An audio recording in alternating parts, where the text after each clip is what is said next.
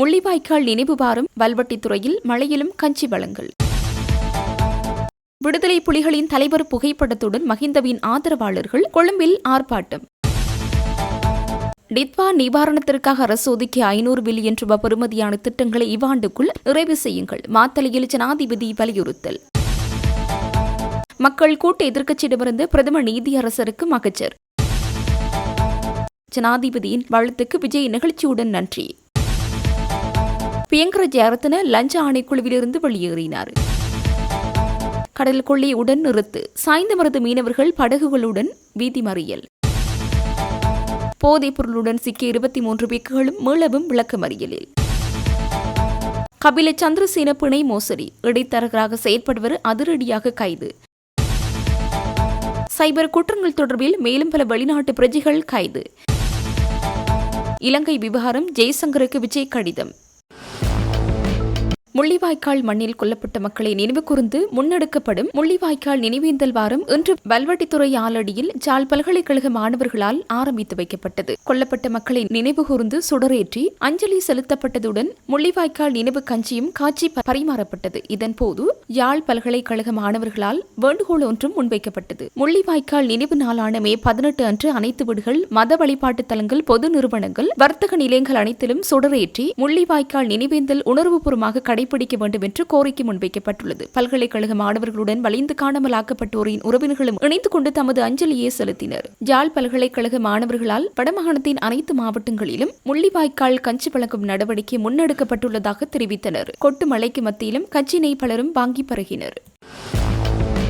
முள்ளிவாய்க்கால் தமிழின படுகொலைகளின் நினைவு ஊர்தி பவனி இன்றைய தினம் காலை நல்லூரில் உள்ள தியாக தீபம் நினைவிடத்திலிருந்து ஆரம்பமானது. இந்த ஊர்தி பவனியானது வடகிழக்கின் பல்வேறு பிரதேசங்களுக்கு சென்று மே 18ஆம் தேதி முள்ளிவாய்க்காலை சென்றடைய உள்ளது. இந்த ஊர்தி பவனியின் போது தியாக தீபத்தின் நினைவிடத்தின் முன்றலில் முள்ளிவாய்க்கால் கஞ்சியும் பரிமாறப்பட்டது. முள்ளிவாய்க்கால் இனப்படுகொலை வாரத்தின் 2ஆம் நாளான இன்று மன்னாரில் நினைவு அனுஷ்டிக்கப்பட்டது. மன்னார் மாவட்டத்தில் வலிந்து காணாமலாக்கப்பட்ட உறவுகளை தேடும் குடும்பங்களின் சங்கத்தினரின் ஏற்பாட்டில் மன்னார் பள்ளிமுனை பெருக்கு மரத்தடி பகுதியில் இன்று காலை 10:30 மணியளவில் இடம்பெற்றது. இதன்போது முள்ளிவாய்க்கால் கஞ்சி காய்ச்சப்பட்டு அங்கிருந்தவர்கள் உட்பட வீதியில் சென்றவர்களுக்கும் கஞ்சி கொடுக்கப்பட்டுள்ளது. இதன்போது மன்னார் மாவட்டத்தில் காணாமலாக்கப்பட்டவர்களின் உறவுகள் உள்ளடங்கலாக பலர் கலந்து கொண்டனர்.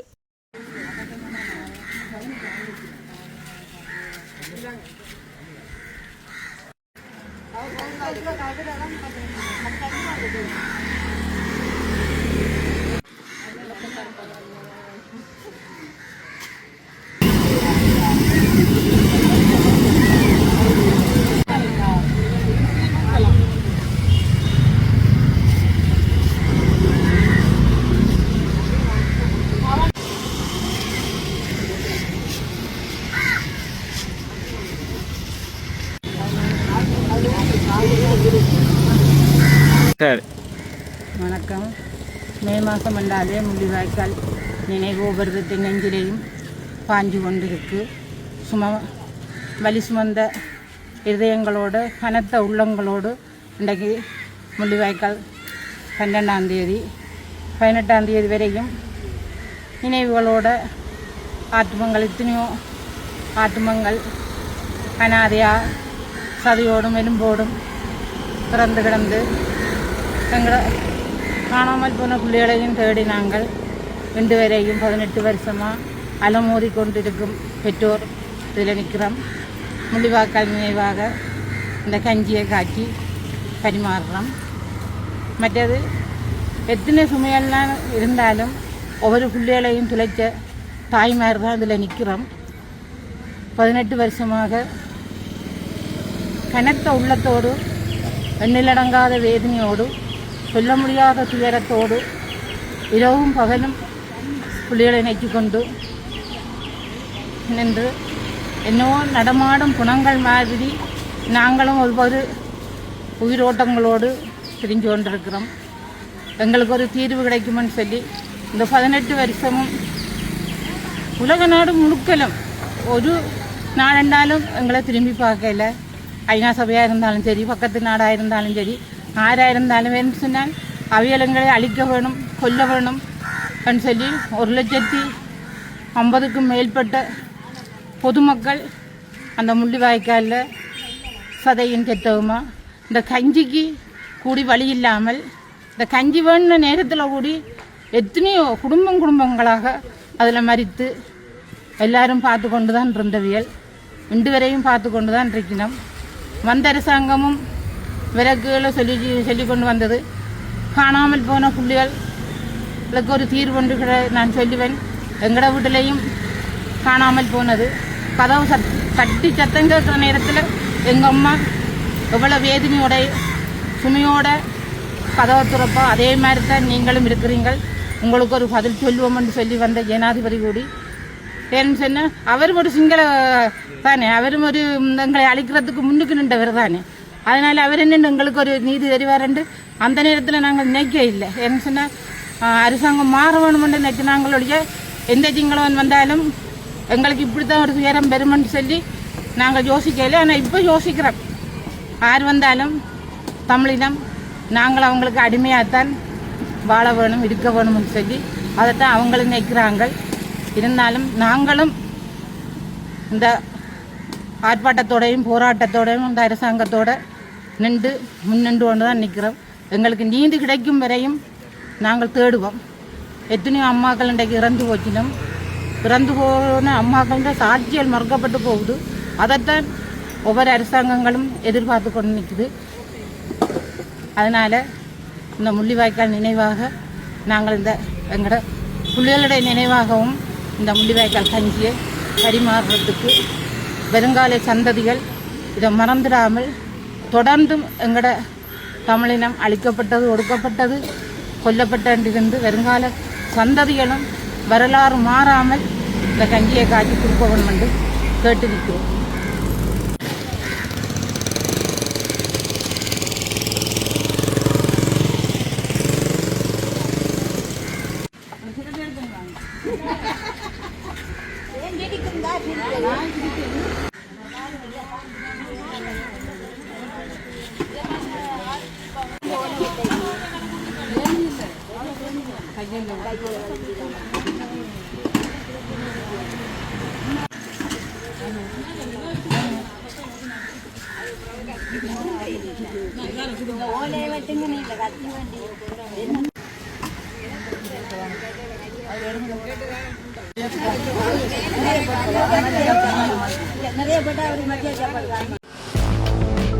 முன்னாள் ஜனாதிபதி மஹிந்த ராஜபக்சவிற்கு ஆதரவு தெரிவித்து லஞ்ச ஊழல் ஆணைக்குழுவிற்கு முன்னால் போராட்டம் ஒன்று முன்னெடுக்கப்பட்டுள்ளது. ஸ்ரீலங்கன் ஏர்லைன்ஸ் நிறுவனத்தின் முன்னாள் தலைமை நிர்வாக அதிகாரி கபில சந்திரசேன வழங்கிய வாக்குமூலத்தின் அடிப்படையில் மஹிந்த ராஜபக்சவிற்கு ஆணைக்குழுவினால் அழைப்பு விடுக்கப்பட்டிருந்தது. இதன்படி வாக்குமூலம் வழங்குவதற்காக இன்றவர் ஆணைக்குழுவில் முன்னிலையாகியுள்ளார். இந்த நிலையில் அவருக்கு ஆதரவு தெரிவித்து சில தென்னிலங்கை ஆதரவாளர்கள் போராட்டம் ஒன்றை முன்னெடுத்துள்ளனர். இதன்போது போராட்டக்காரர்கள் விடுதலை புலிகள் அமைப்பின் தலைவர் வேலுப்பிள்ளை பிரபாகரன் புகைப்படத்தை ஏந்தியவாறு ஆர்ப்பாட்டத்தில் ஈடுபட்டிருந்தனர். இதில் நாட்டை யுத்த காலத்திற்கு கொண்டு செல்ல வேண்டாம், இது சிங்களவர்களின் நாடு, ஆட்சி செய்ய முடியாவிட்டால் அரசாங்கமே வெளியேறுங்கள் போன்ற இனவாதத்தை தூண்டும் கருத்தை தெரிவித்து ஆர்ப்பாட்டத்தில் ஈடுபட்டிருந்தமை குறிப்பிடத்தக்கது.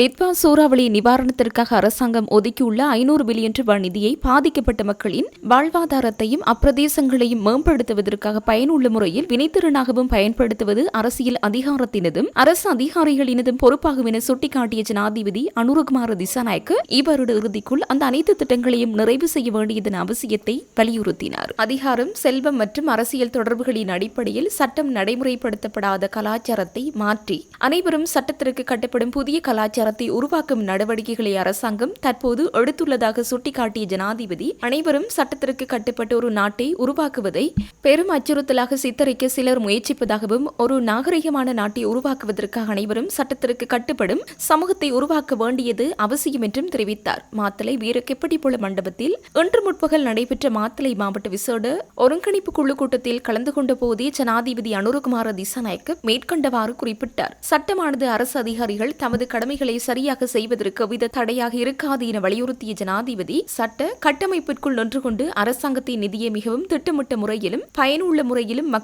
பயன்படுத்தி மக்களின் வாழ்க்கையை மேம்படுத்த முழு அர்ப்பணிப்புடன் செயற்படுமாறு அனைவரையும் கேட்டுக்கொண்டார். டிட்வா சூறாவளியினால் ஏற்பட்ட உயிரிழப்புகள் மற்றும் சொத்து சேதங்களுக்கு நஷ்டஈடு வழங்குதல், வீடுகள் மற்றும் இயல்பு வாழ்க்கையை மீட்டெடுப்பதற்கு எடுக்கப்பட்டுள்ள நடவடிக்கைகள் மற்றும் அதன் முன்னேற்றம் குறித்து ஜனாதிபதி இதன்போது விரிவாக ஆராய்ந்தார். பாதிக்கப்பட்ட மக்களுக்கு வழங்கப்பட்ட 25,000 ரூபாய் மற்றும் 50,000 கொடுப்பனவுகள் மற்றும் மாணவர்களுக்கான 15,000 ரூபாய் மற்றும் 10,000 கொடுப்பனவுகள் மாத்தளை மாவட்டத்தில் தற்போது முழுமையாக வழங்கி வைக்கப்பட்டுள்ளதாக அவர் சுட்டிக்காட்டினார். அனர்த்த நிலைமை காரணமாக மாவட்டத்தில் 250 வீடுகள் முழுமையாகவும் 3,829 வீடுகள் பகுதியளவிலும் சேதமடைந்துள்ளன. மதிப்பீடின்றி நஷ்டஈடு வழங்கக்கூடிய அனைத்து வீடுகளுக்கும் தற்போது நஷ்டஈடு வழங்கப்பட்டுள்ளதாகவும் ஏனைய வீடுகளுக்கான மதிப்பீட்டு நடவடிக்கைகள் தற்போது முன்னெடுக்கப்பட்டு வருவதாகவும் அதிகாரிகள் தெரிவித்தனர். காணி உரிமை இல்லாமை, அதிக அபாயமுள்ள பிரதேசங்களில் அமைந்திருத்தல் மற்றும் பாதிக்கப்பட்ட வனப்பகுதிகளுக்கு சொந்தமான நிலங்கள் போன்ற காரணங்களால் எழுந்துள்ள சிக்கல்களுக்கு வழங்கக்கூடிய மாற்று தீர்வுகள் குறித்தும் இங்கு விரிவாக ஆலோசிக்கப்பட்டது. இப்பணிகளை விரைவுபடுத்துவதற்காக நிலவும் அளவுகோல்களில் திருத்தங்களை கொண்டு வருவது குறித்தும் கலந்துரையாடப்பட்டது. அனர்த்தங்களினால் உயிரிழந்தவர்களுக்கான நஷ்டஈடு, அதிக அபாய நிலை காரணமாக வெளியேற்றப்பட்ட குடும்பங்களுக்கான கொடுப்பனவுகள், வீட்டு வாடகை கொடுப்பனவு, தேசிய கட்டட ஆராய்ச்சி நிறுவன அறிக்கைகளை பெற்றுக் கொள்வதில் ஏற்பட்டுள்ள முன்னேற்றம் மற்றும் வீடுகளை நிர்மாணித்தல், காணிகளை கையப்படுத்தல் ஆகியவற்றின் முன்னேற்றம் குறித்தும் ஜனாதிபதி கேட்டறிந்தார். அதிக அபாயமான பிரதேசங்களில் உள்ள அனைத்து குடும்பங்களையும் அங்கிருந்து வெளியேற்ற வேண்டியதன் அவசியத்தை வலியுறுத்திய ஜனாதிபதி அதற்கான சட்டங்களை உருவாக்குவதன் முக்கியத்துவத்தை சுட்டிக்காட்டியதோடு அவர்களை விரைவாக வேறு இடங்களில் குடியேற்றுவதை பிரதானமான பணியாக கருதுமாறு அதிகாரிகளுக்கு அறிவுறுத்தினார்.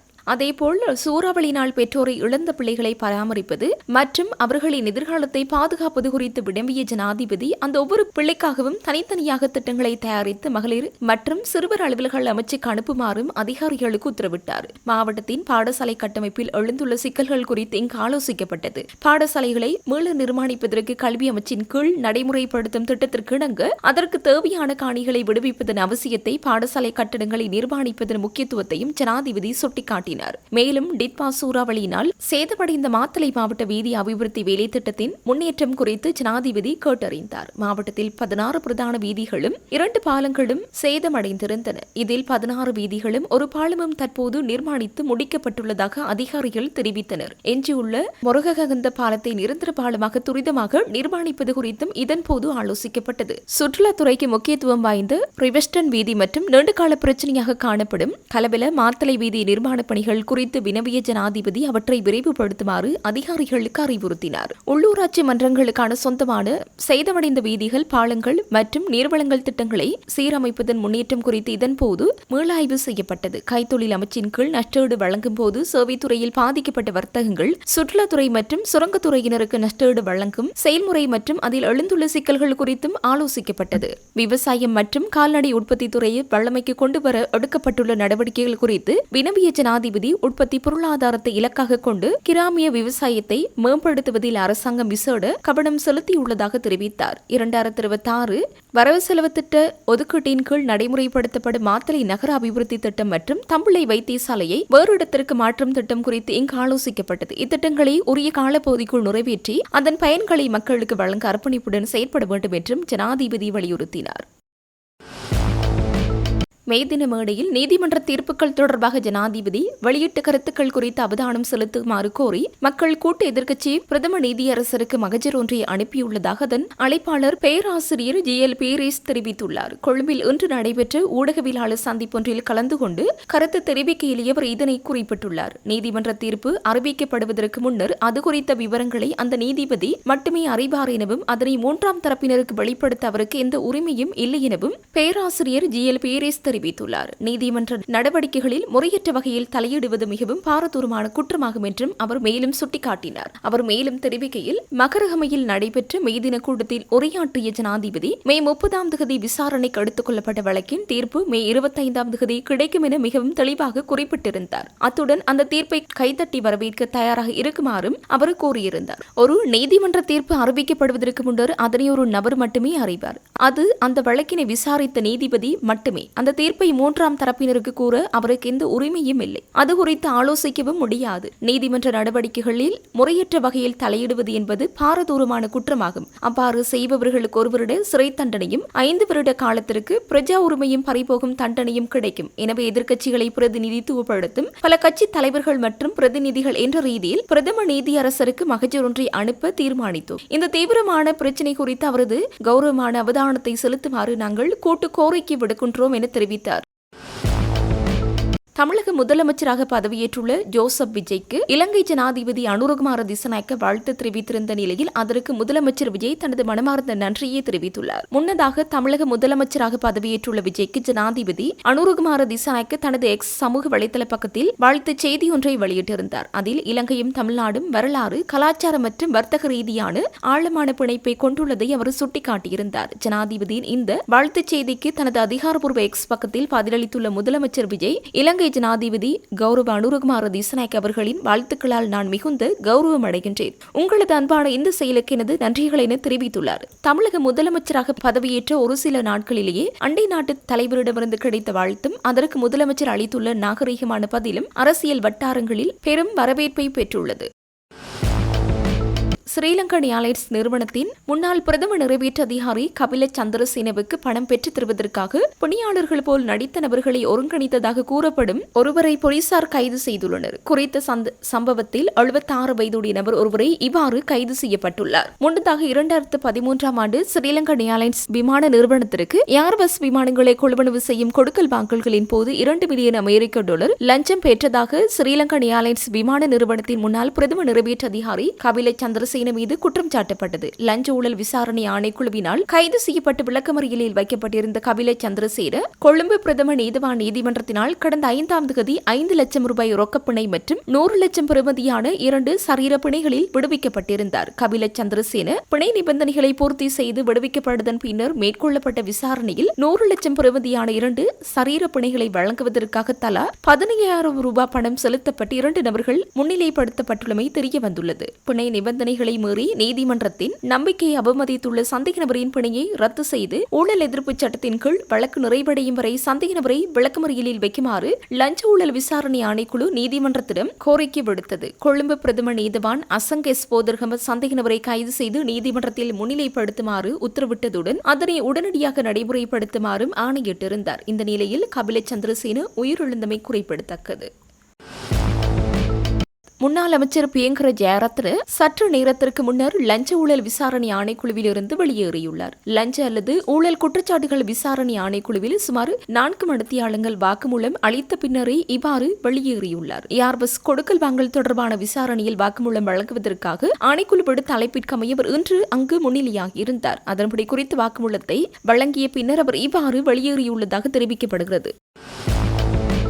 தொடரும் கடல் கொள்ளை மற்றும் சட்டவிரோத மீன்பிடி நடவடிக்கைகளுக்கு எதிராக இன்று சாய்ந்தமருது மீனவர்கள் கடுமையான எதிர்ப்பு நடவடிக்கையில் ஈடுபட்டனர். சாய்ந்தமருது பகுதி மீனவர்கள் தங்களது படகுடன் பிரதான கடற்கரை வீதியில் இறங்கி மறியல் போராட்டத்தில் ஈடுபட்டதால் அப்பகுதியில் போக்குவரத்து பாதிக்கப்பட்டது. போராட்டத்தில் கலந்து கொண்ட மீனவர்கள் தொடர்ந்து இடம்பெற்று வரும் கடல்வள கொள்ளை மற்றும் வெளிமாவட்ட மீனவர்களின் சட்டவிரோத மீன்பிடி நடவடிக்கைகள் காரணமாக தங்களது வாழ்வாதாரம் கடுமையாக பாதிக்கப்பட்டுள்ளதாக தெரிவித்தனர். இதனை தடுக்கும் வகையில் உடனடி நடவடிக்கை எடுக்குமாறு அவர்கள் கோரிக்கை விடுத்தனர். எமது கடல் வளங்களை பாதுகாக்க வேண்டும், உள்ளூர் மீனவர்களின் வாழ்வாதாரத்தை காப்பாற்றுங்கள், சட்டவிரோத கடல் கொள்ளையை உடனடியாக நிறுத்துங்கள் போன்ற கோஷங்களை எழுப்பி மீனவர்கள் தங்கள் அதிருப்தியை வெளிப்படுத்தினர். மேலும் பலமுறை அரசியல்வாதிகள் மற்றும் சம்பந்தப்பட்ட அதிகாரிகளிடம் முறையிட்டு இதுவரை நிலையான தீர்வு கிடைக்கவில்லை எனவும் அவர்கள் குற்றம் சாட்டினர். இந்த நிலையில் சாய்ந்தமருது போலீஸ் நிலைய பொறுப்பதிகாரி, போலீஸ் பரிசோதகர் DS இந்திக்க தலைமையிலான போலீசார் சம்பவ இடத்திற்கு சென்று நிலைமையை கட்டுப்பாடுக்குள் கொண்டு வந்ததாக தெரிவிக்கப்பட்டுள்ளது. இதற்கிடையில் தங்களது கோரிக்கைகளுக்கு தீர்வு வழங்கப்பட எதிர்காலத்தில் மேலும் தீவிரமான போராட்டங்களை முன்னெடுக்க வேண்டிய நிலை ஏற்படும் என மீனவர்கள் எச்சரித்தனர்.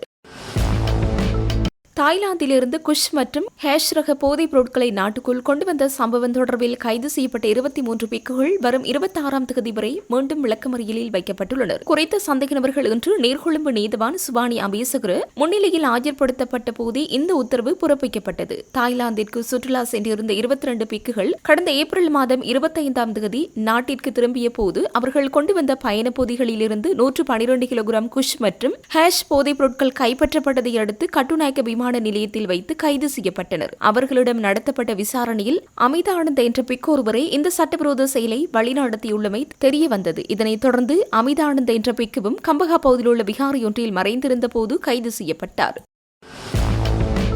வெளிநாட்டு அலுவல்கள், வெளிநாட்டு வேலைவாய்ப்பு மற்றும் சுற்றுலாத்துறை அமைச்சர் விஜய் தெஹரத் இன்று முதல் எதிர்வரும் 15ஆம் தேதி வரை பெலாரஸ் குத்தியபுர விஜயம் மேற்கொள்கின்றார். பெலாரஸ் வெளியுறவு அமைச்சர் மாக்சிம் ரிஷன்கோ விடுத்த அழைப்பின் பேரில் அவர் இந்த பயணத்தை மேற்கொள்ள உள்ளதாக தெரிவிக்கப்படுகிறது. இலங்கை மற்றும் பெலாரஸ் ஆகிய இரு நாடுகளுக்கும் இடையிலான தூதரக உறவுகள் ஆரம்பிக்கப்பட்டு கடந்த ஆண்டுடன் 25 ஆண்டுகள் நிறைவடைந்தது. இந்த நிலையில் அமைச்சர் விஜய் தெஹரத்தின் இந்த பயணம் இரு நாடுகளுக்கும் இடையிலான உறவில் ஒரு மைல்கல்லாக அமையும் என வெளிநாட்டு அலுவல்கள், வெளிநாட்டு வேலைவாய்ப்பு மற்றும் சுற்றுலாத்துறை அமைச்சர் தெரிவித்துள்ளது. அமைச்சர் விஜய் தெஹரத் பெலாரஸின் தலைநகரமான மின்ஸ்க் சென்றதும் அங்கு அந்நாட்டின் ஜனாதிபதி அலெக்சாண்டர் லுகாஷென்கோவை சந்திப்பார் என்றும் அதனைத் தொடர்ந்து அந்நாட்டு வெளியுறவுத்துறை அமைச்சருடன் இருதரப்பு பேச்சுவார்த்தையில் ஈடுபடுவார் என்றும் கூறப்படுகிறது. அத்துடன் பெலாரஸ் நாட்டில் கல்வி மற்றும் சுகாதார அமைச்சர்களையும் சந்தித்து கலந்துரையாட உள்ளார். மேலும் பெலாரஸின் தேசிய ஏற்றுமதி மையத்தினால் ஏற்பாடு செய்யப்பட்டுள்ள வர்த்தக மற்றும் சுற்றுலா வட்டமேசை மாநாட்டிலும் பங்கு பற்றி அமைச்சர் விஜய் தெஹரத் உரையாற்ற உள்ளார். அந்நாட்டில் கல்வி கற்கும் இலங்கை மாணவர்களையும் அமைச்சர் இந்த விஜயத்தின்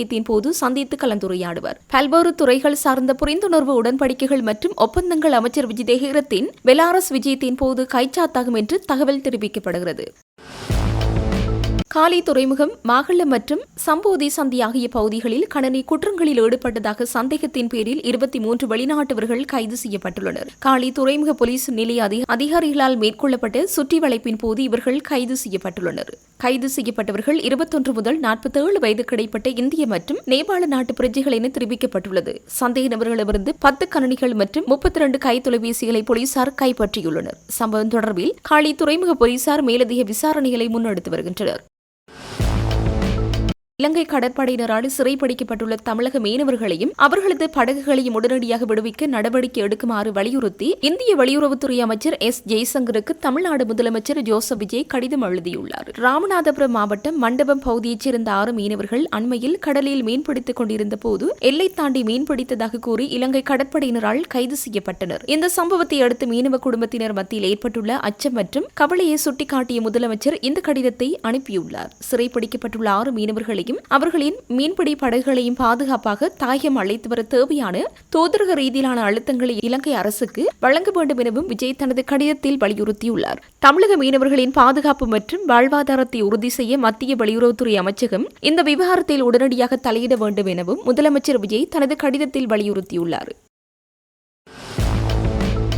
அம்பலாந்தோட்டை மாமடல தெற்கு போகுடுயாய பகுதியில் நபர் ஒருவர் கொல்லப்பட்டமை மற்றும் மற்றொருவருக்கு பாரிய காயம் ஏற்படுத்தியமை தொடர்பில் அம்பலாந்தோட்டை போலீசார் விசாரணைகளை ஆரம்பித்துள்ளனர். இவ்வாறு கொல்லப்பட்டவர் 34 வயது உடைய 3 பிள்ளைகளின் தந்தை எனவும் காயமடைந்தவர் அவரது மனைவியின் தந்தை எனவும் போலீசார் தெரிவித்தனர். குறித்த நபரை கொலை செய்வதற்காக மூவர் அவரது வீட்டிற்கு வந்துள்ளதுடன் அவரை கொலை செய்த பின்னர் அவரது தலை துண்டிக்கப்பட்டு மாமடல சந்தியில் உள்ள ஒரு சிலைக்கு அடியில் வைத்துவிட்டு சென்றுள்ளதாக தெரிவித்தார். கொல்லப்பட்ட நபர் கடந்த ஆண்டு ஜனவரி 2ஆம் தேதி அம்பலாந்தோட்டை அலேகுட மேற்கு பகுதியில் இடம்பெற்ற முக்கொலை சம்பவத்தின் சந்தேக நபர் ஆவார். இது தொடர்பாக விளக்கமறியலில் வைக்கப்பட்டிருந்த அவர் கடந்த மார்ச் 30ஆம் தேதி பிணையில் வெளிவந்திருந்தார். அந்த கொலைக்கு பழிவாங்கும் நோக்கில் இந்த நபர் கொலை செய்யப்பட்டிருக்கலாம் என போலீசார் சந்தேகிக்கின்றனர். கொலையாளிகளால் கொண்டுவரப்பட்டதாக சந்தேகப்படும் உள்நாட்டில் தயாரிக்கப்பட்ட துப்பாக்கி ஒன்றையும் அவ்விடத்தில் விட்டுவிட்டு சென்ற நிலையில் போலீசார் மீட்டுள்ளனர். சம்பவம் தொடர்பாக அம்பலாந்தோட்டை போலீசார் மேலதிக விசாரணைகளை மேற்கொண்டு வருகின்றனர்.